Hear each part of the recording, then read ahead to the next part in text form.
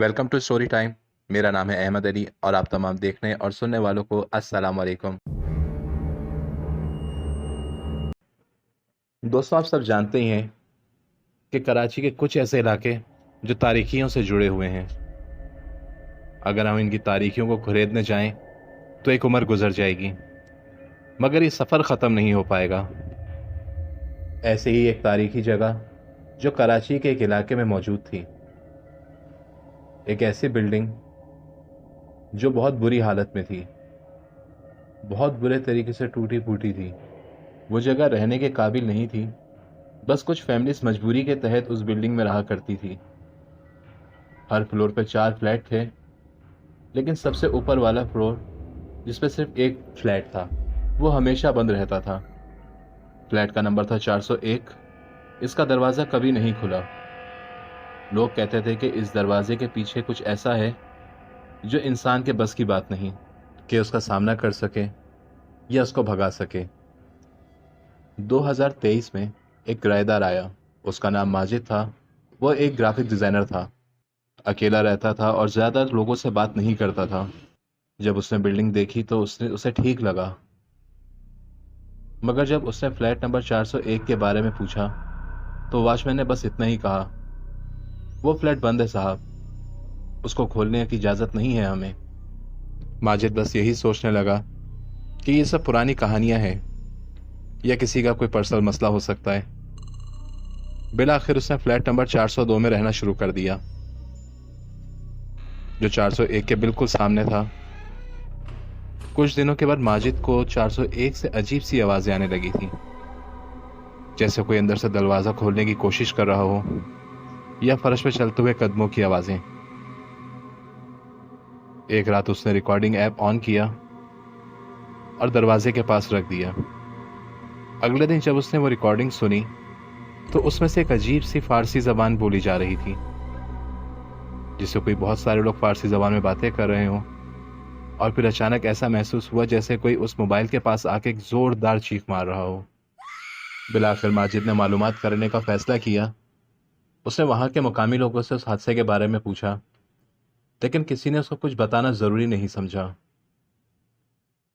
थक हार के माजिद ने जब इंटरनेट के ऊपर सर्च किया तो पता चला कि 1971 में इस फ्लैट में एक औरत ने अपने 3 बच्चों को कत्ल किया और खुद भी खुदकुशी कर ली। और 15 दिन बाद उस औरत की लाश मिली। पुलिस ने इस केस को जल्द ही बंद कर दिया, बस ये कह के कि एक सुसाइड केस है। बस कुछ एविडेंस बाकी रह गए थे जो उस वक्त बेदहानी में किसी को नजर नहीं आए। एक रात माजिद ने देखा कि फ्लैट नंबर 401 का दरवाजा हल्का सा हिल रहा है।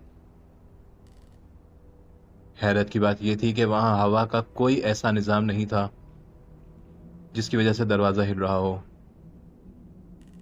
हिम्मत करके पास जाकर देखा तो दरवाजे पे ताला लगा हुआ था,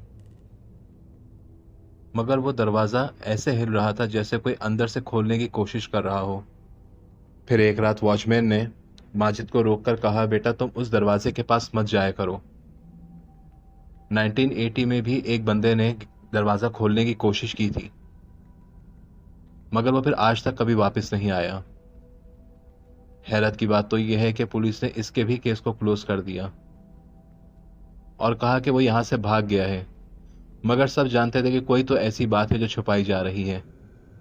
वॉचमैन की यह बात सुनकर माजिद हंसने लगा और हंसते हुए बोला, आप लोगों ने बस फजूल में कहानियां बना रखी हैं, या शायद आप यहां के लोगों को डरा के रखना चाहते हैं। तो वॉचमैन ने बड़े अजीब अंदाज में कहा, तुम भले इन बातों को कुछ भी समझो, मगर मेरी एक बात हमेशा याद रखना, अगर तुम्हें उस दरवाजे के पास से आवाजें आए तो कभी उन आवाजों का जवाब मत देना। कहीं ऐसा ना हो कि वो तुम्हारा नाम लेना सीख जाएं और तुम्हारे लिए एक मुसीबत खड़ी हो जाए। उस रात माजिद ने फ्लैट नंबर 401 से एक बच्चे के हंसने की आवाज सुनी और एक बूढ़ी औरत की आवाज लरसती हुई कह रही थी, माजिद अंदर आ जाओ। उसने जैसे ही ये सुना वो बहुत बुरे तरीके से चौंक गया था, क्योंकि उसने फ्लैट के पास कभी अपना नाम लिया ही नहीं था। इसी सोच के साथ वो भागते हुए अपने रूम में गया और सो गया। अगली सुबह जब माजिद उठा तो उसने देखा कि फ्लैट नंबर 401 का ताला खुला हुआ जमीन पर गिरा हुआ है और दरवाजा हल्का सा खुला हुआ था, सिर्फ इतना कि अंधेरे में कुछ नजर नहीं आ रहा था। उसने मोबाइल की टॉर्च निकाली और अंदर झांकने लगा। अंदर अंधेरा था, इतना अंधेरा कि टॉर्च भी अंदर सही से काम नहीं कर रही थी। अंधेरे में से एक आवाज आई, दरवाजा बंद करो वरना वो भाग जाएगा। ये सारे मामलात देखने के बाद माजिद ने आखिर फैसला किया कि अब वो उस फ्लैट के अंदर जाएगा। उसने एक टॉर्च, एक कैमरा और एक छोटी सी छुरी ली और उस फ्लैट में चला गया। जैसे ही वो फ्लैट के थोड़ा सा अंदर गया, दरवाजा खुद ब खुद बंद हो चुका था। अंदर हर एक चीज पुरानी थी, जैसे 50 साल पहले किसी ने रखी हो। और दीवार पर कुछ तस्वीरें जिसमें वो औरत और उसके 3 बच्चे मुस्कुरा रहे थे, लेकिन उनकी आंखें बिल्कुल काली थीं। माजिद के लिए सब एक अजीब सा मौमा था। उसको समझ नहीं आ रहा था कि वो तारीख में बहुत पीछे चला गया है या वो सब कुछ जो देख रहा है वो एक सपना है। वो यही सब कुछ देखते हुए आगे जा रहा था कि अचानक एक कमरे से उसको आवाज आई, बचाओ। वो भाग के उस कमरे की तरफ गया तो उसने देखा एक लड़का कमरे के कोने में बैठा हुआ है और कांप रहा है। माजिद ने पूछा, तुम कौन हो? बच्चे ने कहा, मैं फहाद हूं। मैं 1995 में यहां आया था, तब से यही हूं। माजिद ने जैसे मुड़ के दूसरी तरफ देखा तो फहाद वहां से गायब हो गया था। अब सिर्फ उसकी आवाज गूंज रही थी, अब तुम भी यहां के हो गए हो।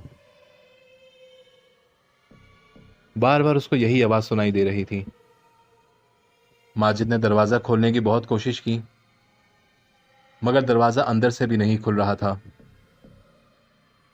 अब अंदर का टेम्परेचर भी काफी बदल चुका था।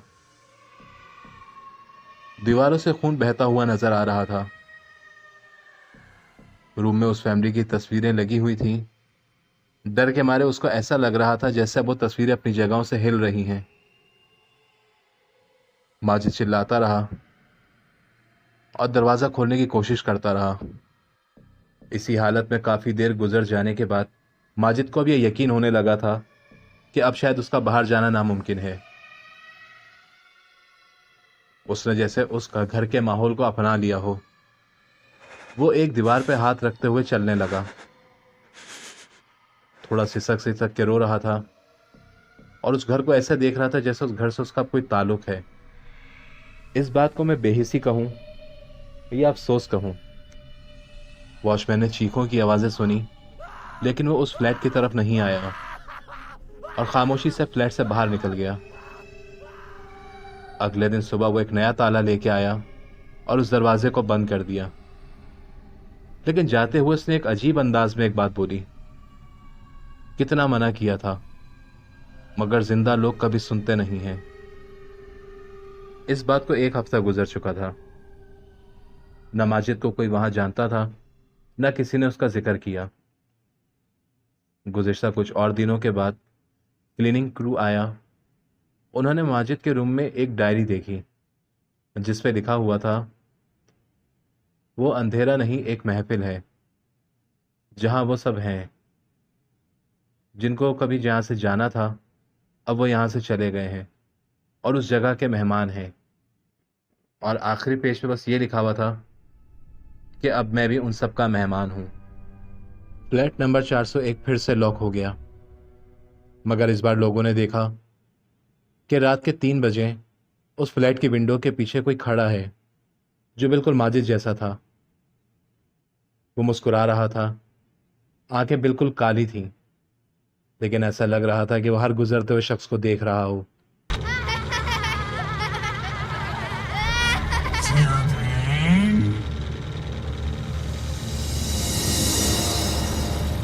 उम्मीद करता हूं आपको आज की हमारी स्टोरी पसंद आई होगी। मजीद ऐसी इंटरेस्टिंग स्टोरीज से जुड़े रहने के लिए हमारी वीडियो को लाइक और चैनल को सब्सक्राइब कीजिएगा, ताकि आने वाली तमाम नई वीडियोस के नोटिफिकेशन आपको बआसानी मौसूल होते रहें। इंशाल्लाह आपसे जल्द मुलाकात होगी एक नई वीडियो के साथ। तब तक के लिए अपना ख्याल रखिएगा। अल्लाह हाफिज़।